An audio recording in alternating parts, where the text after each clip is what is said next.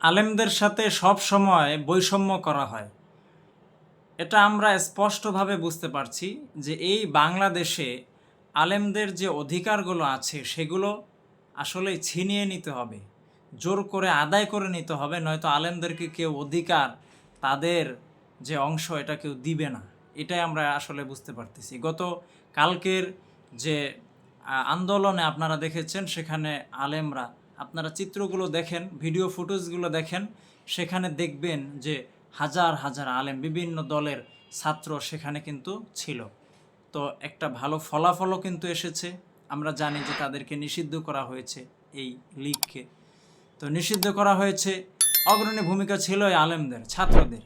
অথচ 24 ঘন্টা না যেতেই নাগরিক কোয়ালিশন যেই সংগঠন করা হয়েছে, সব দলের নেতাকর্মী এই সেই এগুলো নিয়েছে, এনসিপি সহ সব এগুলো নিয়েছে, কিন্তু আলেমদেরকে মাইনাস করে।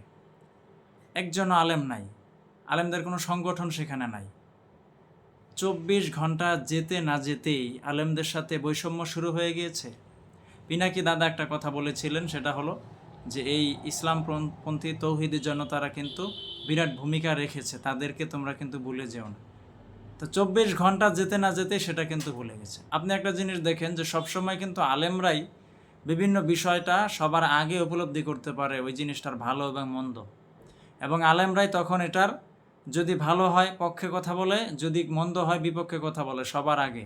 তো কিছু মানুষ তখন আলেমদেরকে নিয়ে ট্রল করা শুরু করে, যে মোল্লা বেশি বুঝে এই সেই। 2 দিন না যেতেই তখন আবার সবাই আলেমদের সরে সুর মিলাতে বাধ্য হয়। এই যে লীগ, এদেরকে নিষিদ্ধ করার ব্যাপারে আলেমরা আরও বহু আগে থেকেই বলতেছে। তো এখন কিছু মানুষ এসে বুঝতে পেরেছে, এরপরে সবাই বুঝতে পেরেছে, এখন সবাই আলেমদের সাথে সবাই মিলে, এখন কিন্তু সবারই একই দাবি ছিল যে এদেরকে নিষিদ্ধ করতে হবে।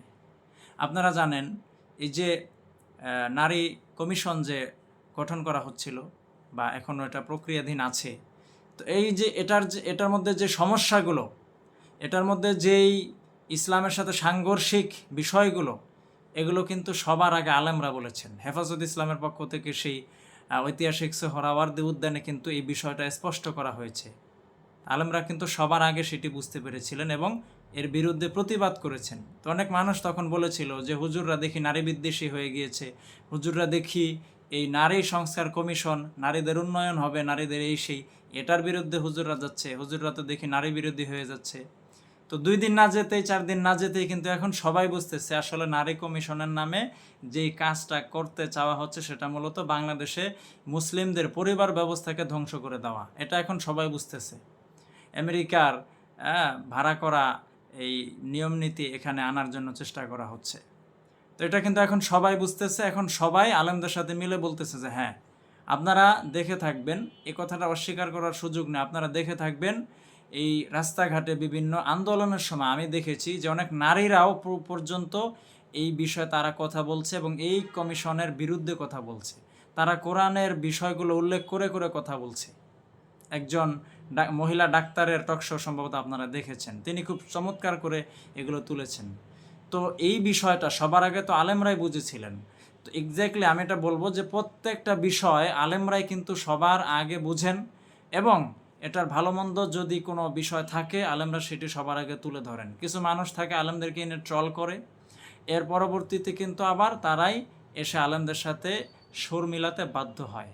তো যাই হোক, এই যে সব কিছুতে আলেমদের অবদান এতটা সত্ত্বেও আলেমদের সাথে কেন বৈষম্য করা হচ্ছে, কেন তাদের সাথে বৈষম্য করা হচ্ছে, এটা স্পষ্ট হয়ে গেল যে আলেমদেরকে সবসময় বৈষম্যের নজরেই দেখা হয় এই দেশে।